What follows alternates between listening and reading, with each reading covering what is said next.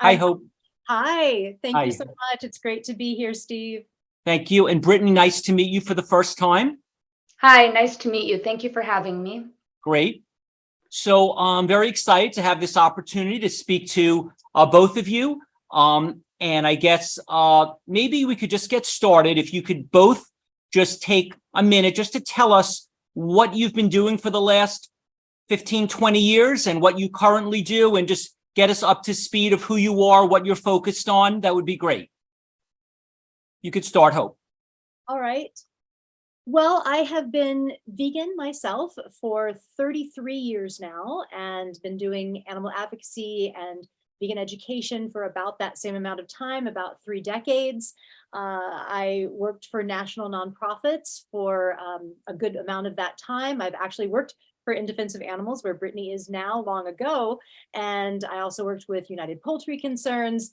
I have started my own organization. I'm now the executive director of Compassionate Living that just started last year. And very excited to work on the projects like the Humane Hoax, which my book is about, that we'll talk about, I'm sure, the Humane Hoax Project, and my podcast, Hope for the Animals podcast. So doing some exciting new things that have just started within the last couple of years. So what is the website for people to find you after this lecture is over? How would they find you?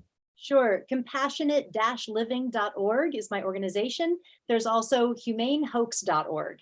That's the Humane Hoax Project. Can we bring that up for a second, the compassionate one? Just say that one more time, the compassion.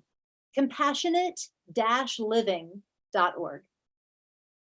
We could bring that up just so we could show everyone and she could point out where we should go.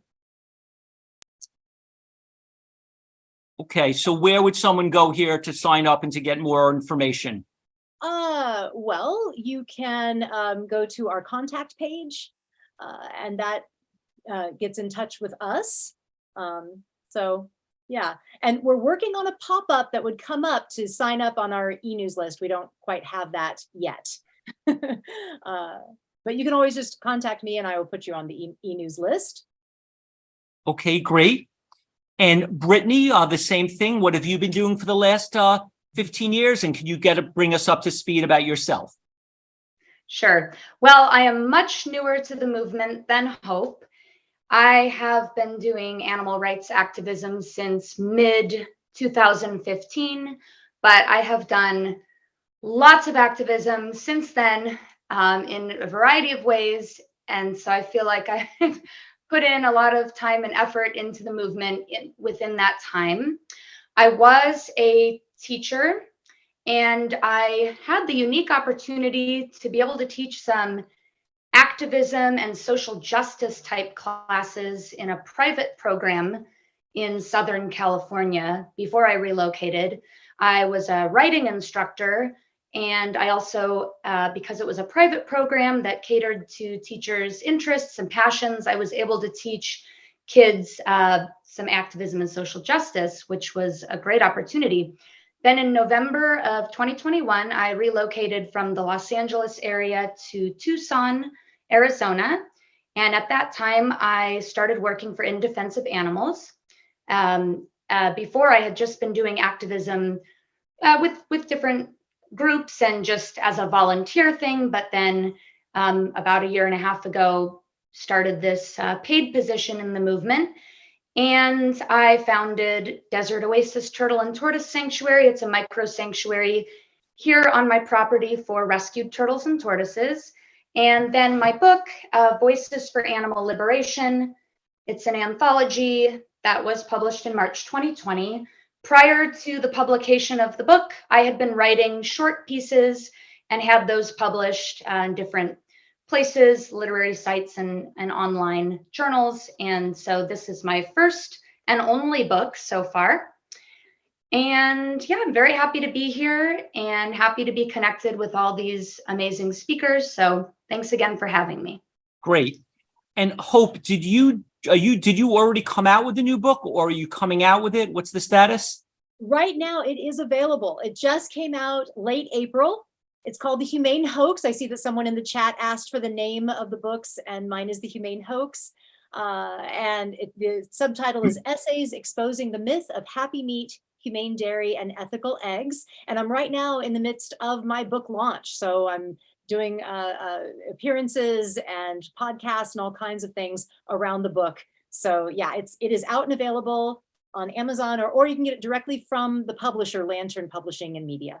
And what is the reason that you wrote another book? You had already written a book years ago. So why did you decide to write another book? What's different about this book than the first one? Yeah, my first book was released actually 10 years ago. That book is called The Ultimate Betrayal: Is There Happy Meat? It was the very first book on the issue of humane washing, what I call the humane hoax. Some people call it the humane myth. And,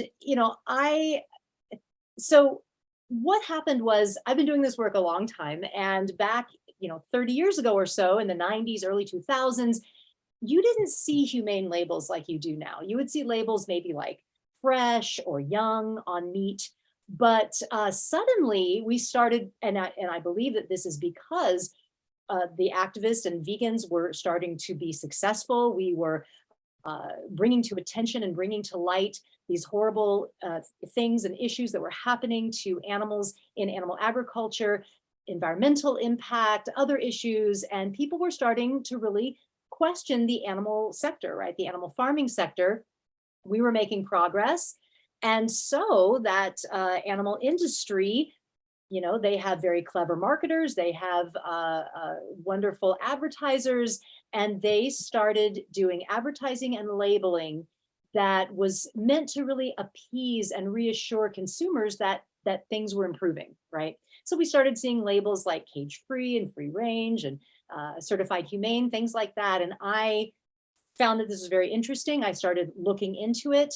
I felt that this was something that was going to continue and potentially be an issue, a problem for our goal of ending farmed animal suffering, that these labels could possibly lull people into believing that there was a kind way to commodify animals.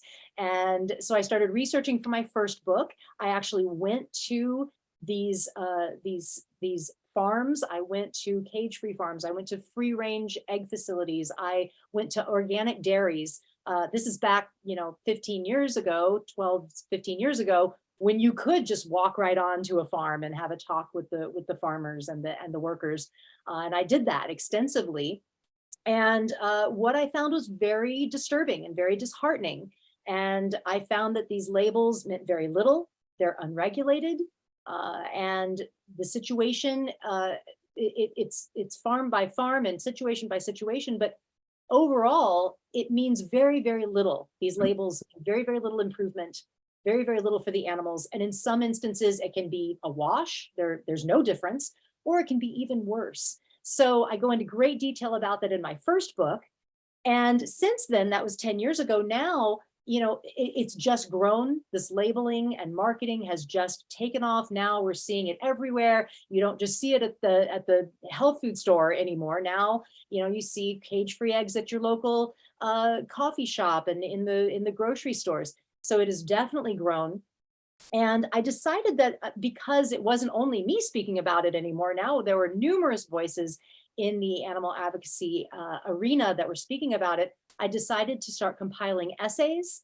And this is an anthology of 18 amazing authors, academics, animal activists, rescuers, and there's moving stories of individual animals that are actually the victims of the humane hoax. Some incredible information. There's a whole greenwashing section that talks about regenerative grazing and the grass-fed and free range and all of that. So I'm just really thrilled and excited that it has come out. I wrote the introduction and the conclusion and a chapter in the book, but there's some amazing contributors. Carol Adams wrote a chapter, Silesh Rao, Robert Carrillo, Christopher Sol Eubanks, Joanne Kong, Karen Davis, some real legends in our movement. So I'm very excited about it, and it's done really well. Just to wrap up, it was actually #1 on Amazon's new releases in the animal rights category for the first week it was out. So it's really resonating with people, which is fantastic. And I'm very excited.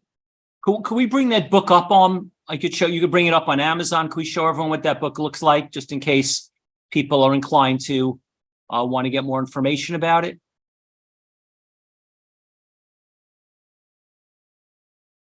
Where should we get the book if we want it? On Amazon or on your website? What's better for you? Well, I would encourage you to buy it directly from the publisher and support them, Lantern Publishing and Media. They're an all-vegan, amazing publishing house. So please support them if you can, or you can get it on Amazon or Barnes & Nobles, wherever you buy your books. Okay, are we able to pull that up now? Or if not, we'll come back to that.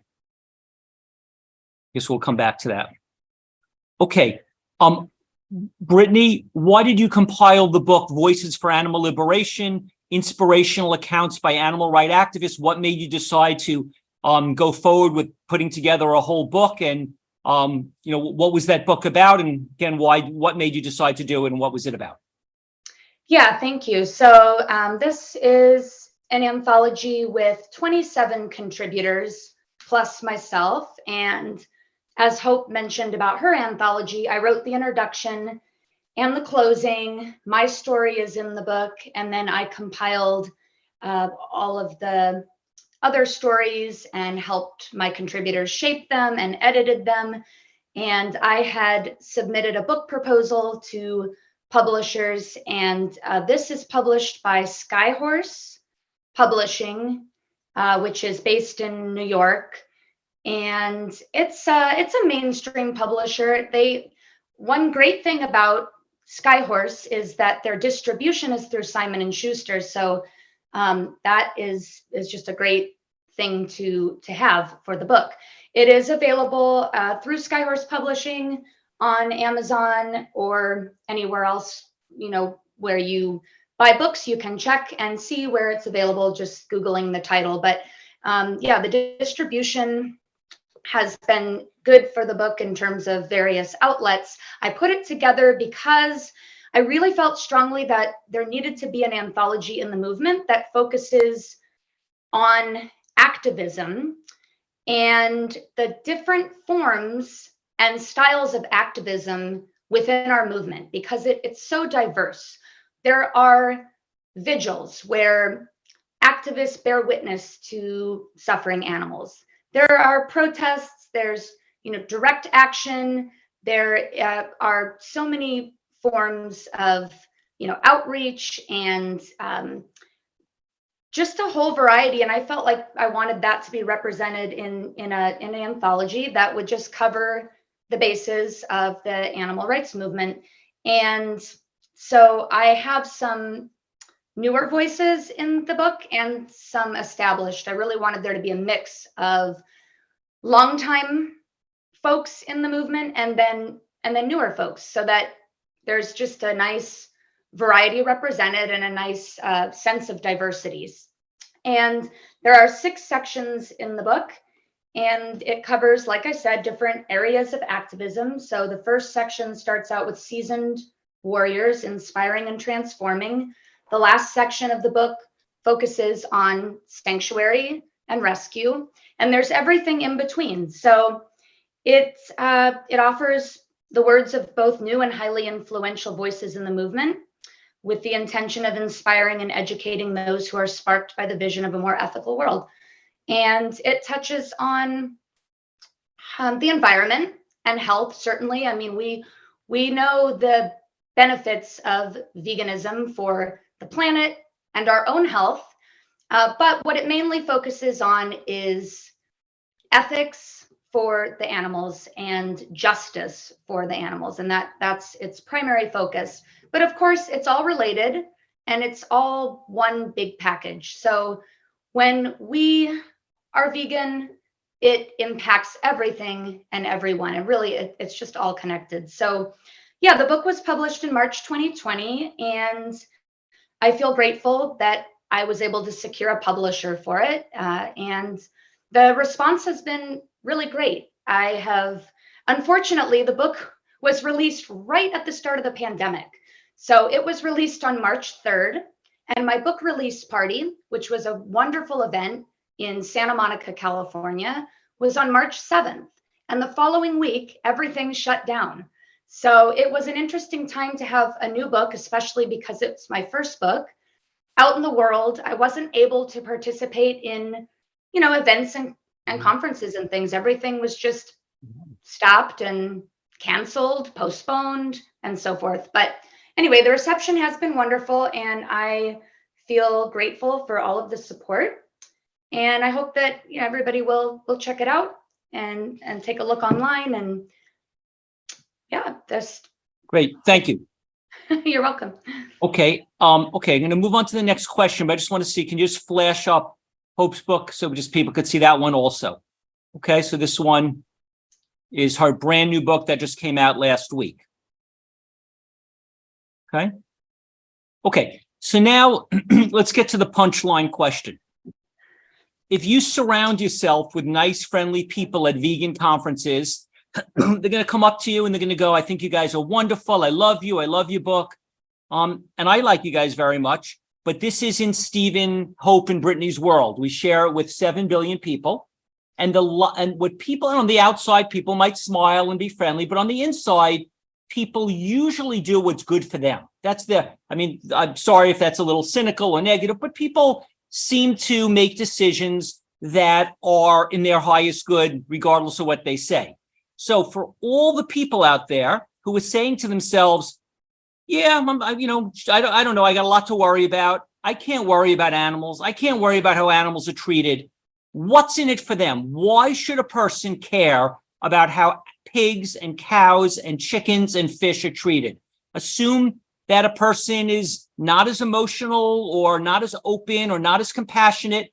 Why should the average person, I care, I find it outrageous and horrifying, but a lot of people, again, this isn't my world. So why should people who are out there, the hundreds of millions of people, why should they care what we are doing to animals, how we raise them, how we torture them, how we kill them, what's in it for them? Why does it matter to them? Why does it matter to a selfish person? Okay, I guess I'll start. Wow, that's a hard question to start with. Let's see. So numerous thoughts come up for me. One is that, I truly believe, and perhaps it's, my name and my nature, but I truly believe that people do actually care. I don't think that anyone wants to harm animals. I think that if we get onto a basic level of, that no one really wants to cause harm to animals, right? No one would consciously, at least most people, let's say, wouldn't consciously hurt an animal. The reason that they do is that it's convenient, it's natural, it's normal, it's everywhere, right? That's why they do it. And I think that ultimately people, I do have hope that people will see the light and will make the change once they are educated. The other thought I have on that is that we don't need everyone. We really don't. We need those caring people like Brittany, like you, like Steve, like us, to grow. And there's more of us, there's more growing all the time, more people getting interested all the time, more people that care when they hear about these things. Education is so important, getting the information out, because there are people that do care. There are people that will make change in their life, that will go to the store with that consciousness and make good choices. And we just have to get the information to them. And once that grows, if we can get the default to be vegan, this is this wonderful new thing that's happening where we're trying to get people to entities like cafeterias and other places to have the default be vegan, then I think it's going to be so much easier for people to make that choice, right? To just choose vegan if it's easy, if it's convenient. As long as we can do that, it's going to spread, it's going to get bigger, it's going to, that kind of movement will start to grow. And the other thing too, I think that is a huge factor though, is bringing it back to the animals, bringing it back to individual stories of animals. It's good to have stats and figures and talk about all that, but to connect individually with an animal, like on a sanctuary, and hearing those individual stories, I think that is going to get people to care. They love companion animals. Many people now are having companion animals, dogs, cats, potbelly pigs, all kinds of animals now, ferrets. People are bringing animals into their lives, into their homes, and they love those animals. And as long as we can show them that the pigs, the chickens, the turkeys, the cows that are in these horrible systems, that they suffer just as their companion animal would, they're going to connect to that. And so I think that a big part of it is speciesism, really, is trying to break that and debunk that that human superiority complex, right, that we have, that we feel that we are the only species that matters. And we know now that the animals suffer, they feel pain, they have emotion, they have individual personalities, they're clever, they're funny, there's all kinds of different personalities. And we now know this from living with animals on sanctuaries. So ultimately, I'll just wrap it up by saying that I think people do care. I hope that people do care. And I think that once the information gets more widespread, these stories get out about individual animals, their sentience, their emotion, their desire to live free of human imposed suffering, then people will care, at least enough people that will spread that change.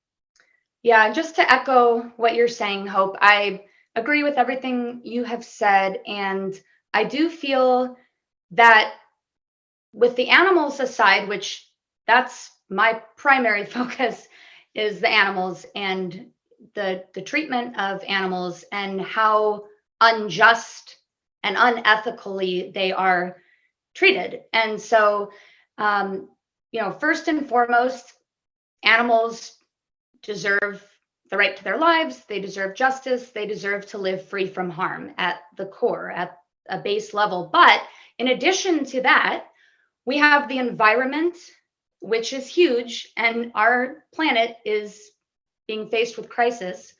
And we have our own health. And so for the people that maybe are not inclined towards compassion for animals, or they're just not going to connect on that level of animals deserve justice, they're individuals, they're sentient beings.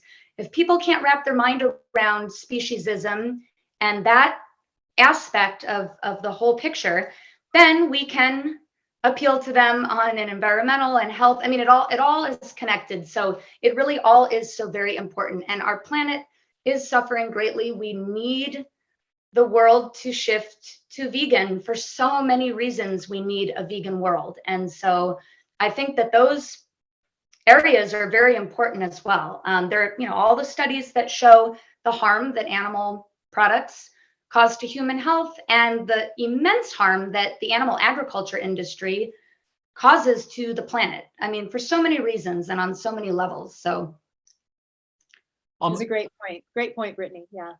Thank you. You guys have more experience in this than me. So let me ask you this question.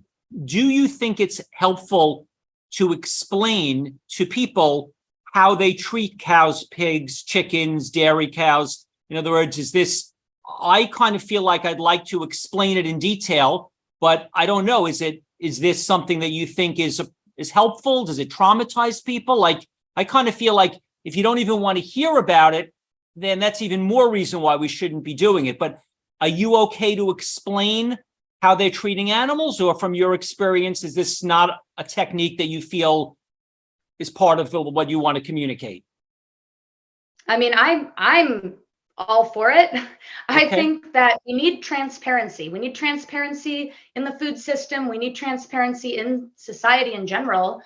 And so as an avid animal rights activist, I'm all about speaking the truth and just letting people know what the animals are going through. Because I know if I were in their position, if I were that cow, on a dairy farm, if I was that mother pig in a gestation crate, or that chicken being trampled on the ground in a crowded facility, I mean, I would want someone to speak up for me, and I would want someone to tell the truth, not sugarcoat things, not try to downplay it, but just speak the honest truth about what is happening to these animals. It's 2023, and there is no reason that this kind of situation should be happening to innocent animals for so many reasons. And first and foremost, as I said, the animals themselves, the cruelty they face is unimaginable. I can't imagine for 1 minute, being in their position and going through what they go through. So I'm all for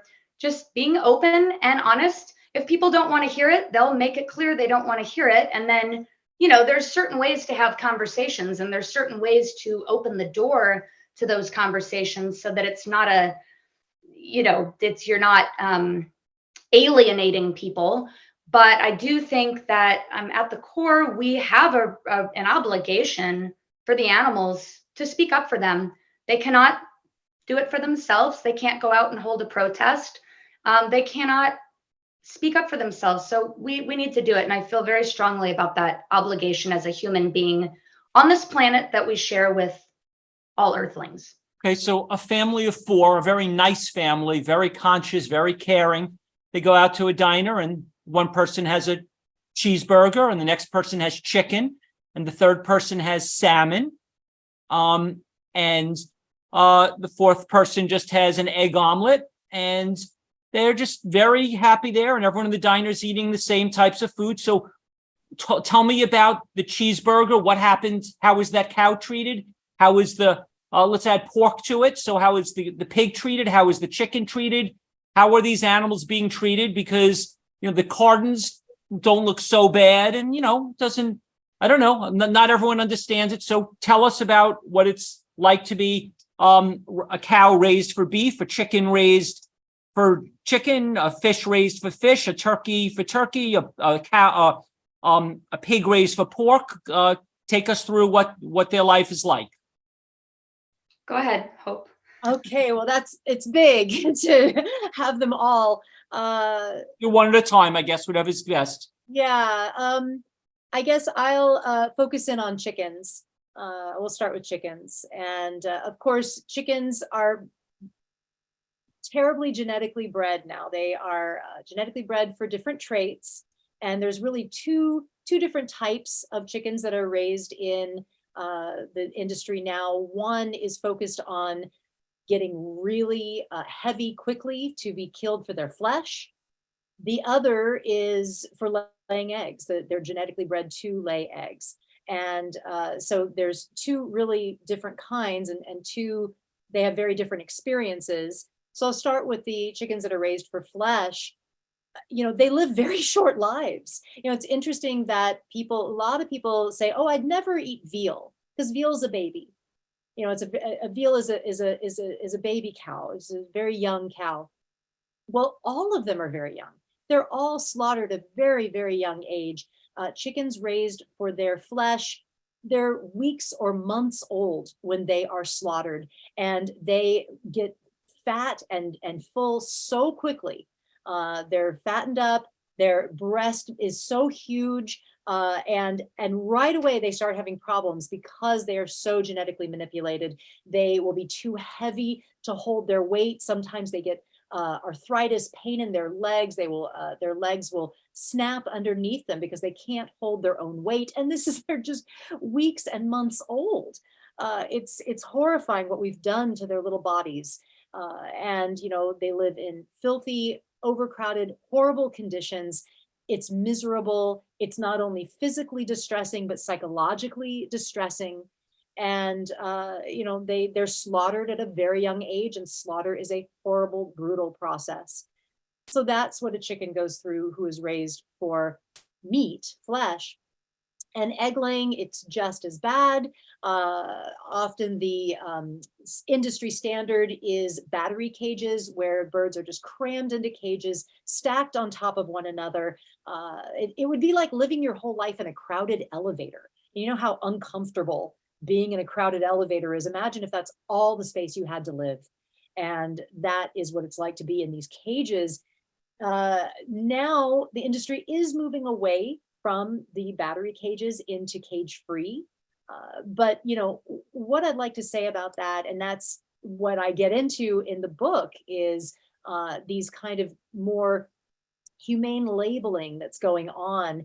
And we've done a really wonderful job as vegans and as animal advocates exposing the horrors of these battery cages. And it's true, they're awful. And I feel that we can all agree that any little bit of relief is worth it. Of course, let's get them out of the cages. I would never say that we shouldn't get them out of the cages. But the problem with a label like cage-free eggs is that it funnels all of the animal welfare, all the welfare issues into this one thing, the confinement, the size of the confinement in the cage. But there's so many other things that they endure. At the heartless hatcheries where they're born, they come into the world not with a mother hen. I mean, how would it be natural for a chicken to come into the world? It would be in a nest with a warm mother hen's body next to her. And do you know that actually chickens in the egg, they can communicate with their mom, clucking and cooing while they're developing in the egg. There's this wonderful bond that happens. That is all completely denied. They are never in a nest. They're never with their moms. The eggs are separated. They're hatched in these metal drawers. They're immediately thrown about like canned goods on conveyor belts. It's brutal. And in these hatcheries where they're born, there's so many that die that don't even make it to the slaughterhouse because of the intensive, horrible conditions where they're just being thrown around. They get caught in the machinery. It's absolutely awful. And then, of course, on the other end, the slaughtering experience is brutal as well.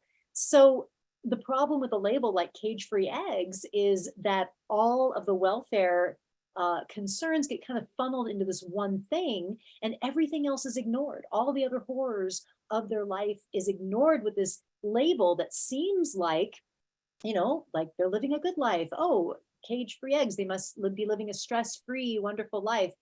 No, not necessarily at all. In fact, I know for sure not. So we have to keep educating about these labels, what they mean, what the truth is, and that's why I wrote the book, The Humane Hoax. But yeah, eggs. I'll just to wrap up with the eggs. People often ask me, well, what's the best egg to buy, or which brand should I get? There is like I said in the beginning, the labels are unregulated. There is so little oversight, so little, nobody is looking into this stuff. And from one to the other, you just don't know what's happening on that farm. You really don't. And, it is, it's really, I feel it's a waste of your money. Don't waste your money, because we're just sending the industry a message that that we can that it's cage-free, free range, all these labels. It means so little. It means nothing. Really, the only humane alternative, the only humane option is to forego eggs, to not buy eggs, and or reduce your egg consumption and go vegan. It's really the only humane option. Is it true that just 1 second, the male chickens or egg-laying chickens, are they thrown away? Can you clarify what that means? Yeah, absolutely. That's a huge part of it, are the roosters, the males. And in one of the chapters, actually, in this book, the second chapter that was written by Alistair Van Cleek, it's called the something like the horrible truths of backyard chicken keeping. But but he's talking about the entire egg industry. Whenever you see hens, even if it's a backyard situation where there's 8 hens giving eggs, or it's a whole, building full of cage-free chickens with thousands of birds in these indoor windowless warehouses where they're crammed on top of one another and still don't see the light of day, are breathing the ammonia of their waste. I mean, cage-free, there's a lot of horrors that they still endure. But you have to say, where are their brothers? Where are the males?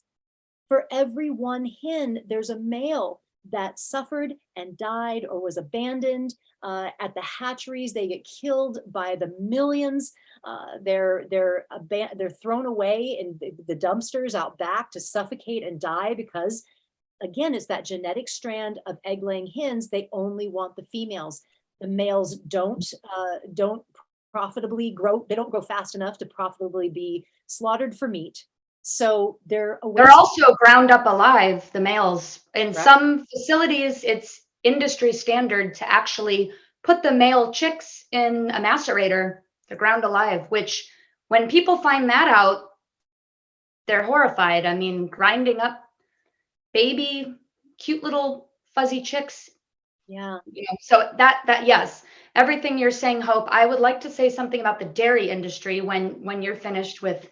Yeah. Just wrapping up. That's such a good point. And like Brittany was saying, these are these sweet little animals that we really in our culture, we see them on Easter cards, and they're seen in these beautiful in children's nurseries, fluffy, sweet little animals.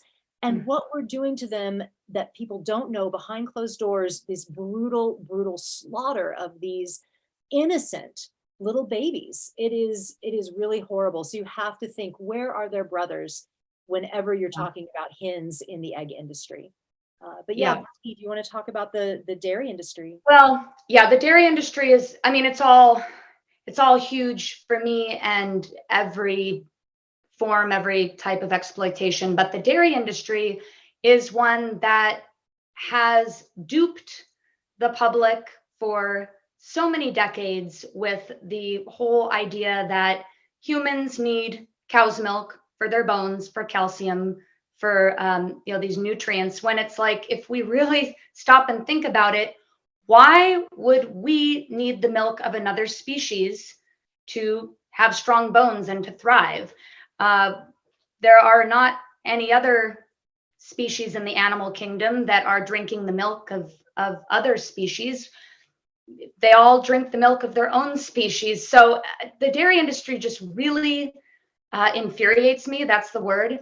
Because not only have they led the public to believe that cow's milk is necessary for humans, but they also absolutely throw out those humane labels and this misperception of dairy in a big way. So on cartons and packaging, we see in the grocery stores, there are green fields. There's, a cow grazing. It looks like just a happy picture where the cows are outside, and there's all these different labels that make it sound like cows who are used for their milk are living a nice life, and they're milked, and then their milk is used, and that's it, and then the story ends. But the reality is that female cows, when they're done producing dairy, when their bodies can no longer produce anymore and they're spent, their bodies are literally spent, they're hauled off to slaughter. So they end up being killed anyways when they're no longer of use to the dairy industry. Not only that, but their babies are taken away from them after birth, because otherwise the babies would be consuming the milk that the dairy industry wants to sell to humans. So, and this is one that comes up about, humane dairy, like humane certified and organic dairy, and all these labels. And the fact of the matter is, whether it's organic or whatever the labels are, the babies are still taken from the mothers, because that is just industry standard, so that the milk can be bottled up and packaged and sold. So the babies, and it's traumatic, the mother cows, they carry their babies for 9 months, same as humans. And then they give birth, and then their babies are taken away from them. And I mean, there is documentation and footage that shows the trauma that they undergo, and the noise they make. And the mother cows are frantic. They're looking for their babies. The babies are bellowing. The mothers are bellowing. I mean, it's really just an awful thing to do. And so a lot of people, they just have no idea what's really going on behind the scenes of the dairy industry. And also the male calves, like Hope was saying about male chicks, the male calves in the dairy industry are of no use to it. And so they are sent off to be slaughtered for veal. And they have no place in the dairy industry. So it's a very discriminatory industry, animal agriculture. These animals are just used and abused and then discarded. And mother cows are just, thrown out like trash to be slaughtered when they cannot produce any more milk. So it's just, it's really upsetting, to know what the industry is doing to these animals, all the while they're completely misleading the public and really lying to the public about this and about the reality. So yeah, it's very aggravating. Just to clarify one thing, a lot of people have the thought that cows produce milk. Is it true that a cow produces milk, or does only a pregnant cow produce milk? And if it's only a pregnant cow, how does a pregnant cow pregnant so much? And how do they keep getting pregnant? Yeah, well, they only a pregnant cow will produce milk. Lactating mothers produce milk. So cows do not magically produce milk. They need to be pregnant and they give birth to a calf. They are artificially inseminated in the dairy industry, in the mainstream dairy industry, that causes them to, overproduce. And so that's why they become spent at an age that is far younger than their natural lifespan. Their bodies are overworked, they're overproduced. They produce one calf after the next until, they wear out. And Hope, I don't know if you want to add to that.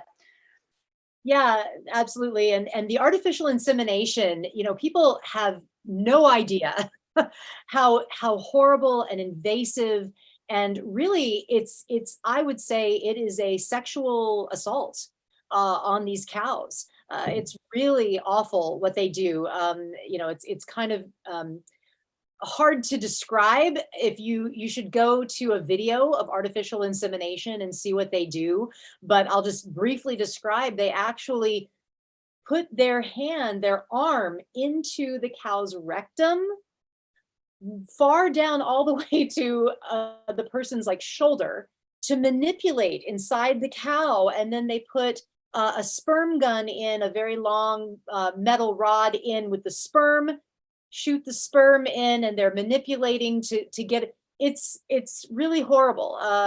And to think that this is what we have to do for our food, it makes no sense. So manipulative, so invasive. And it's really, I think it's a cow's Me Too moment. I mean, it's absolutely sexual violation of these poor cows. Okay, and what about beef? Like just not milk and dairy and not chicken and eggs, but just a regular hamburger.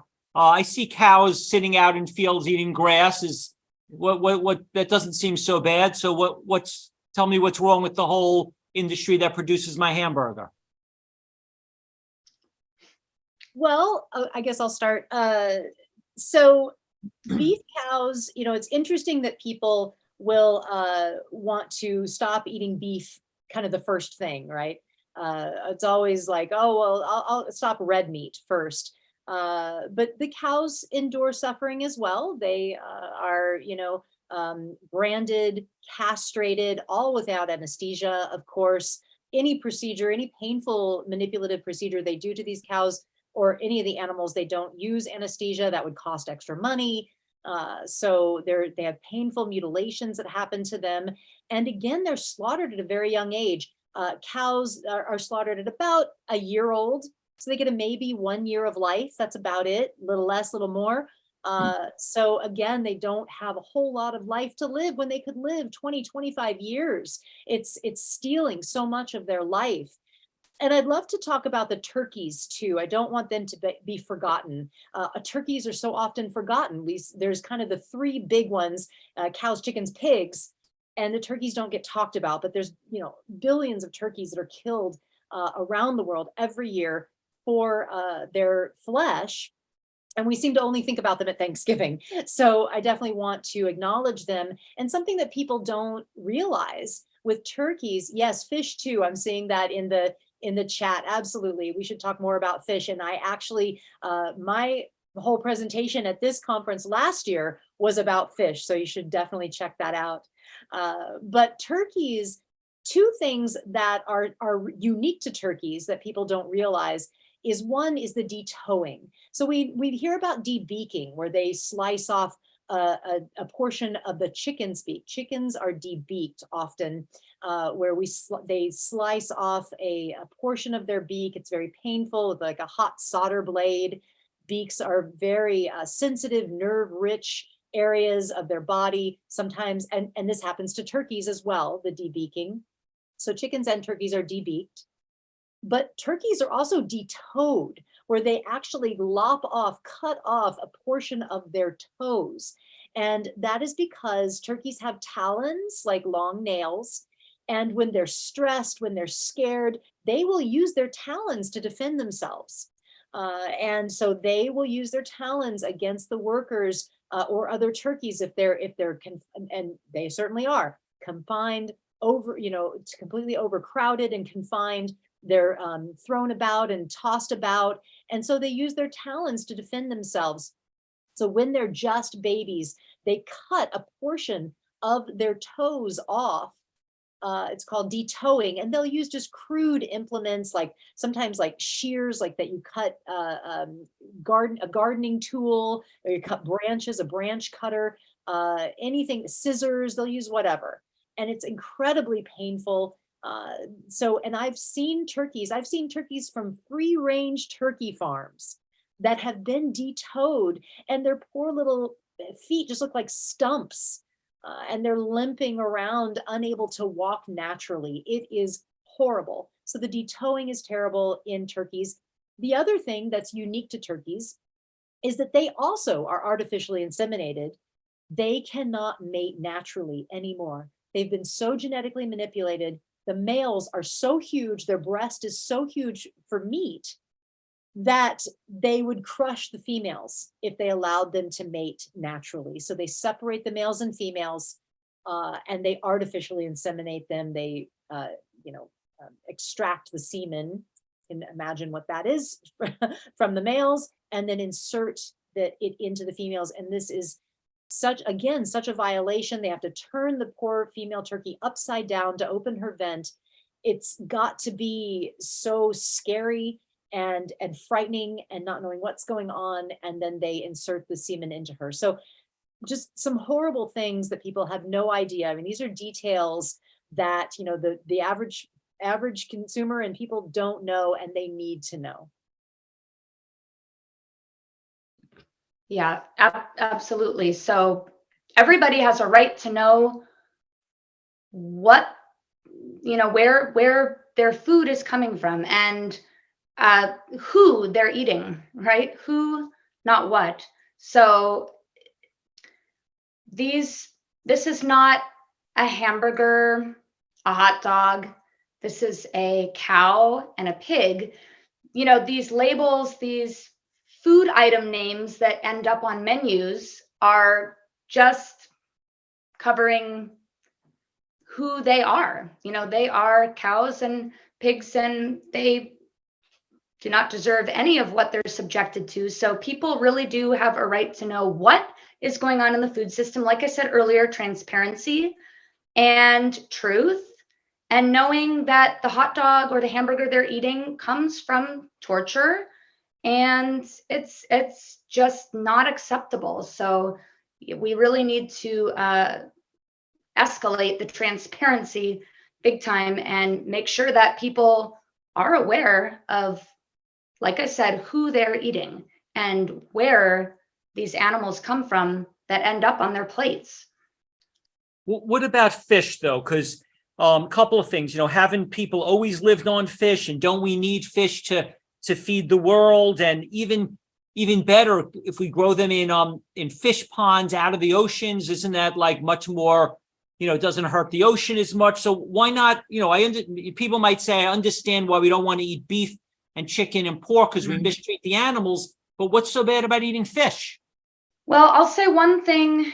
Well, I'll say something on this, and then Hope, if you want to talk about the fish farms or just the the farming of fish, you probably have a lot more info on that than I do. But what I would like to say is about our oceans. Our oceans are in dire condition like the rest of the environment. Our planet is really in crisis. And so overfishing of our oceans is causing problems on so many levels. There are the trawlers, the giant ships that go out and bring in all of the fish and the shrimp and crabs and the bottom dwellers and all of that. And when those trawlers are bringing in their catch, there's bycatch. So dolphins and sea turtles and other sea life are absolutely impacted, injured, and killed by the fishing industry in our oceans. Also, the overfishing is just depleting the fish life, and the ecosystem is really suffering because of overfishing and the damage it's causing to the ocean. And I believe there's a scientific theory that the oceans could be fishless by 2048. If anyone can validate that year, I believe it's 2048. At the rate we're going, that's the theory with the science and the studies, at the rate that the fishing industry is going and all of the issues associated with it and just the devastation. So there's that. I mean, there are other animals in the ocean that are caught up in this. And of course, the suffering of the fish themselves that are being caught for to be sold for consumption. It's an awful industry, and I highly recommend everybody watch Seaspiracy, because Seaspiracy will give all of the important facts and information. It's a documentary by the same guys that did Cowspiracy and What the Health, and it's very eye-opening. I mean, I thought I knew about like the oceans and the fishing industry to some degree, but when I saw that documentary, I learned so much. So I really recommend that. And then Hope, I don't know if you want to take over. Yeah, sure. That was really wonderful, Brittany. Absolutely. So powerful and so true that we are just devastating our ocean with fishing. To something I'll add to that is, fishing really is just hunting in the ocean. So because these are wild caught fish, right? So if someone is against hunting, then you should be against fishing too. It's the same thing. We're just hunting in the ocean. So just kind of keeping that in mind. But so the last time when I was on the Real Truth About Health conference last year, I gave a presentation on fish. So I encourage you to check that out if you want to get some greater detail. I go into some great detail. But what I'll talk about is the aquaculture and fishing, the fish farming. And it's really interesting because I have actually visited some fish farms. I don't know if anybody's ever been to a fish farm, but as you're walking up, so they have the fish in these small tanks, pools, and they're maybe the size of a hot tub, maybe a small swimming pool. And you're walking up and you see these pools and they're just black. They're like mud, very, very dark, right? The water is so dark, and they're often on a lake or at the ocean where you see the blue water, green water, or whatever the color of the water is supposed to be. And you see this black water. You're walking up and you look in and you suddenly realize that there are so many fish because they're just on top of each other and the water is just agitating, and they have them crammed in there where they can't even swim in a straight line. They're just on top of one another. And I think how just miserable that's got to be. And the reason that the water is so thick and muddy is that they're swimming in their own waste. They have just, they filled it with waste. It's miserable and horrible. And these places are known for having just a ton of pharmaceuticals and antibiotics and all kinds of chemicals that they dump in there, trying to keep the fish healthy enough to grow to a slaughter weight so they can kill them. It's really awful. And sea lice is another big issue. So sea lice is a problem in the ocean, but not, not horrible. But sea lice thrive in these fish farms. And sea lice actually, it eats away at the skin around the fish's eyes, around their head. It can just eat away their flesh. It's very painful, and fish do feel pain. That is absolutely determined by science. There's a wonderful book called What a Fish Knows by Jonathan Balcombe, where he talks about the numerous studies that they've done, and the scientific community has come to the overwhelming conclusion that yes, fish feel pain, absolutely. And so their flesh is just eaten away by the sea lice, and the sea lice just thrive in these horrible conditions because they can just jump right to the next fish, the next host fish.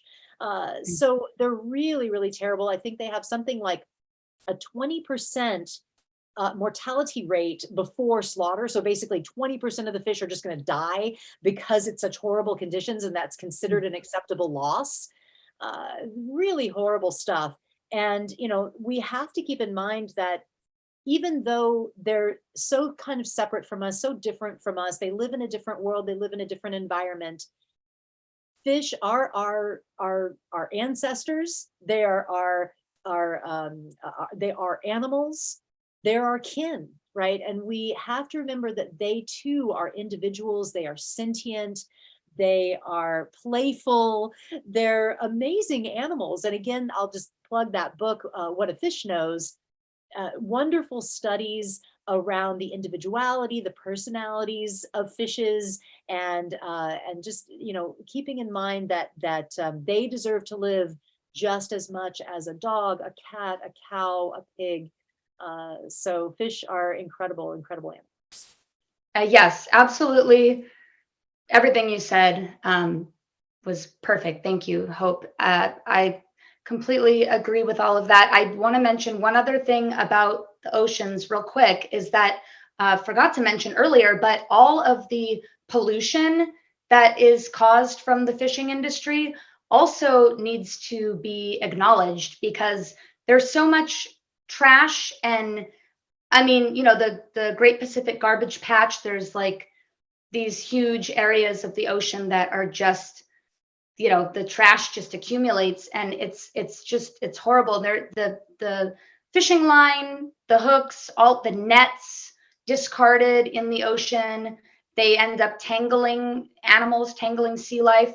But not just for the animals themselves, but for our environment, the fishing industry is polluting it. I mean, our oceans are polluted from that industry, and there's just so much waste and trash that ends up in the ocean from it. So I just wanted to throw that in there. But yeah, Hope is right. Fish have every much of a right to live and be free from harm as cows, pigs, dogs, cats.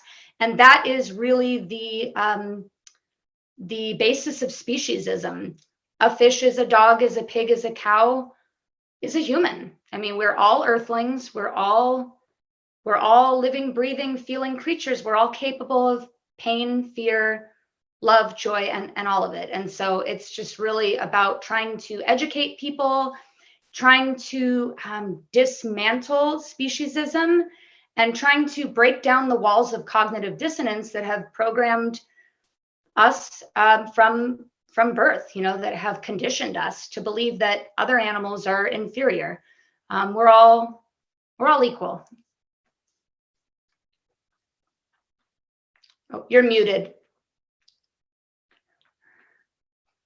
Thank you. If you'd like to ask a question, please raise your hands and then ask a brief question and go ahead. Okay, Kaylee, would you like to ask a question, and where are you from? Kaylee from Plainview, New York. I'd like to know what you guys know about family life of fish. I know that whales and dolphins have often saved the lives of the people who were lost out in sea and actually showed them the way back. But I don't know anything about the family life of fish that are not whales or dolphins. What can you tell me about that? Sure, I could take that one. So interestingly, family life and caregiving of offspring is very complex with a lot of fish species. A lot of times we think that fish just lay eggs and go away, and the little fish, hatch and fend for themselves. And that is the case with some of the species. But other species, they have a lot of complexity around caregiving of their offspring. There's species that will build little protection nests and rafts around their eggs. There's others that will keep their eggs and their babies once they're born in their mouths for protection, right? And you can see these videos, these wonderful videos of like the little babies are just swimming around, and suddenly there's like oh, what's happening, like something danger. Mama will open her mouth and all the fishies go bloop, bloop, bloop, bloop, bloop in her mouth for protection.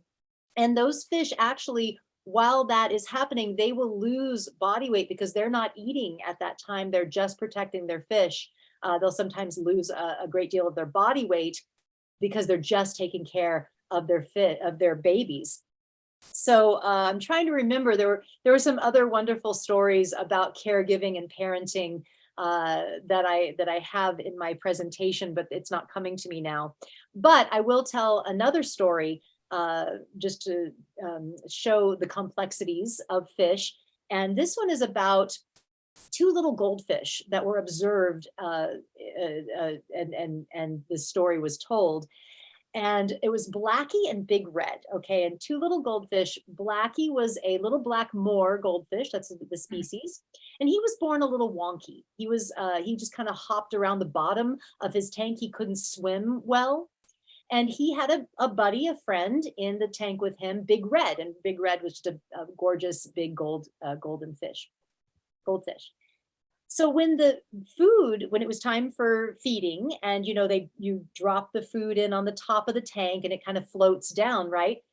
Big Red would swim under Blackie, and he would lift Blackie up and take him around to eat and let Blackie eat first. And then he gently put him back down, and then Big Red would go and eat for himself. And what a beautiful thing. So we're seeing caregiving and compassion and selflessness, right? Are those things you would have ever thought to think about fish, to put those words to a fish? Probably not. But now you've heard Blackie and Big Red's story, right? And this is the complexity that is in the fish community.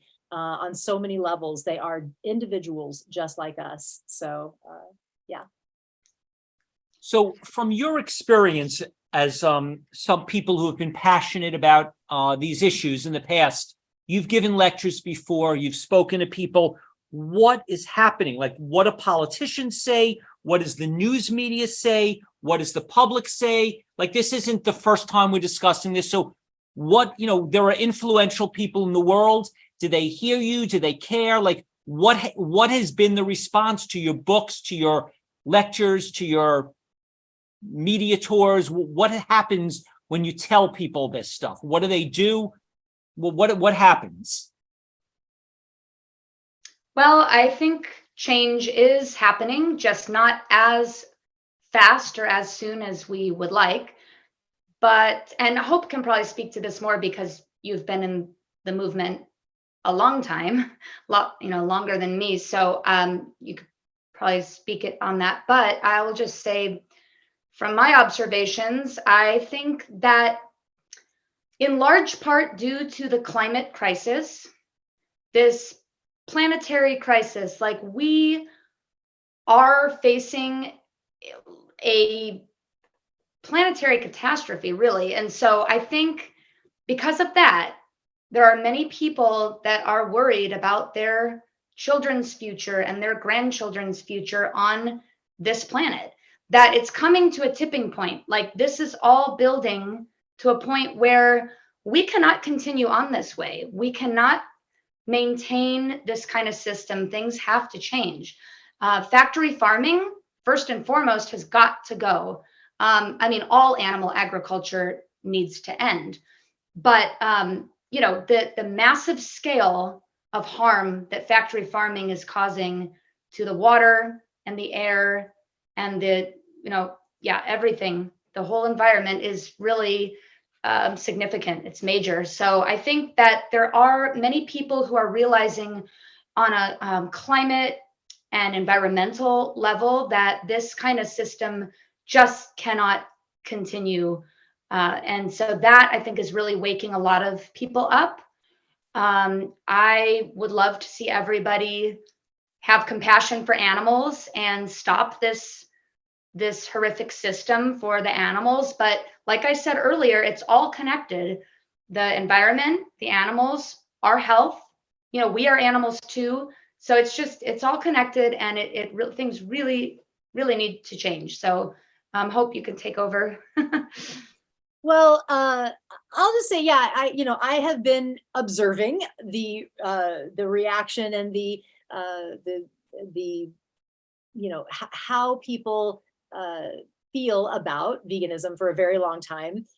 For 30 years now, I've been kind of observing this in news and media, and I have seen a great deal of progress. Of course, we still have a long way to go, but that said, I love Time magazine. I love National Geographic. And over the years, I've seen a real shift in the consciousness, in the level of attention that's given to animals, to the vegan issue. I think it has been really positive in media. I'll give a couple of examples. I think it was in Time magazine. I can't remember if it was Time or National. I think it was Time. Fairly recently, they had what you can do to reduce your impact on climate change. Now, they've been doing this for maybe 10, 15, 20 years, right? Different environmental or just regular magazines, journals will have like the things you can do. And of course, those things are like, drive less or whatever they say, different, use the light bulbs, the better light bulbs, energy efficient light bulbs, or turn your water off while you're brushing your teeth, things like that, right? You never, hardly ever see anything about diet. Well, this list just recently, it had reduce or eliminate, I think it even said, or eliminate animal products or meat from your diet. And it was like one of the top 3 things. I was shocked. I was like, wow, amazing. Thank you. So it is happening. Another one that I saw in National Geographic, I actually see a lot in National Geographic that it used to be that kind of only the large fauna would get attention in so much that they would like a story about a lion or a story about a koala bear or something like that would get kind of the attention, and maybe they would say he or she about the animal instead of calling the animal it, things like that, the things that using species as language. But I saw this wonderful article recently about spiders that dream. And there was this wonderful biologist, researcher that was studying spiders, and she found that they actually dream. She, concluded that they dream. And it said something in the article like, well, if spiders dream, maybe we'll think twice before stepping on them or squishing them or something like that, And so this consciousness is really starting to raise around animals, around their individuality, around their right to live free of suffering. So I think there's some beautiful progress that you can see if you really look for it. Okay, I want to thank both of you very much for joining us tonight. We very much appreciate it if we could unmute everyone's mic so everyone can join me in letting Brittany and Hope know that we appreciate them speaking tonight. So thank you very much. Thank you. Love you. And we're gonna do with Amazing. Thank you. That was great. pretty much We're it. We got heroes. doing like the charcoal cultures. To the girls now.